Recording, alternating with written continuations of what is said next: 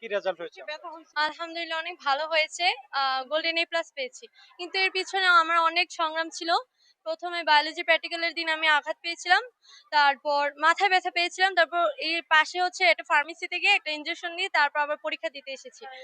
তারপর পায়েও অনেক ব্যথা পেয়েছিলাম। সেই মুহূর্তগুলো এখন ভোলা নাই। তবে সেই মুহূর্তগুলো এখন আমার আনন্দের মুহূর্তে পরিণত হয়েছে। মেয়ের এই সাফল্যের পিছনে ওর অক্লান্ত পরিশ্রম ছিল। আর বিশেষ করে ওর শুরুটা খুব ভালো ছিল না। এসএসসি পরীক্ষা শুরুতেই ওর চোখে প্রচন্ড ব্যথা আসে, পড়তে পারে নাই। তারপর পায়ে প্রচন্ড ভাবে অ্যাক্সিডেন্ট করে। আমি তো আসলে হতাশ।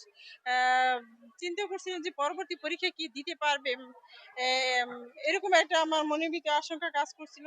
পরে মাথায় অ্যাক্সিডেন্ট করে, মানে পর বিপদে ওই পরীক্ষাগুলো আসলেই কাবার দিতে পারবে নাকি এটা মানে একটু ছিলাম, সন্দিহান ছিলাম।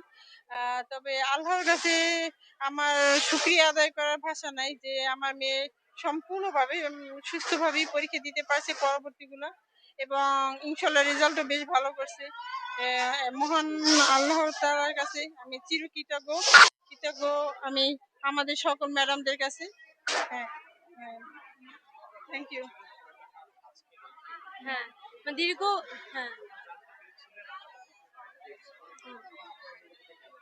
অনুভূতি তো বলে প্রকাশ করা যাবে না, এত আনন্দ।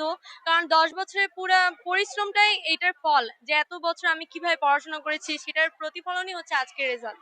আর আজকের রেজাল্টও ভালো হয়েছে কারণ আমার এর পিছনে আমার মা বাবা সবাই ছিল, সবার দোয়া ছিল।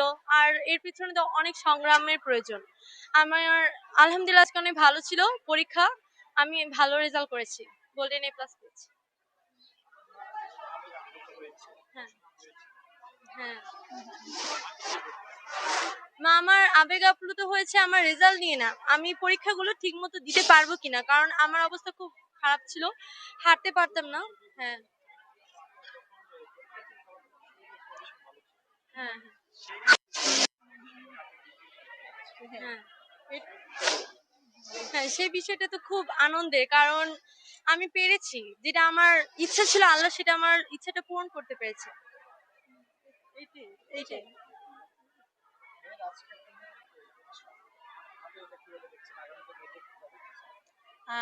ইনশাল্লাহ আমি মেডিকেলে পড়াতে চাই। এখন আল্লাহ আমাদের স্বপ্ন কতদূর পূরণ করে জানি না, কিন্তু মেডিকেলে পড়ানোর একটা উদ্দেশ্য যাতে যারা এরকম অনেক আছে যে সেবা নিতে পারে না টাকার অভাবে, ওদের সেবায় যাতে নিজেকে নিয়োজিত করতে পারে।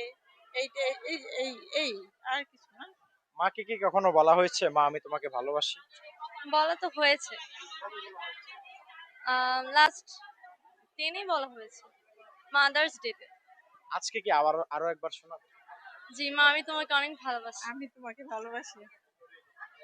আমি একটু বলি আবার, আমি প্রশ্নটা আবার করবো, আপনি একটু আপনার মাকে জড়িয়ে ধরবেন, আপনি একটু কখনো কি মাকে বলা হয়েছে মা আমি তোমাকে ভালোবাসি? হ্যাঁ, বলা হয়েছিল ক্লাস 10-এ থাকতে, মাদার্স ডেতে। আমিও তোমাকে অনেক ভালোবাসি। আমিও মা তোমাকে অনেক ভালোবাসি। আচ্ছা।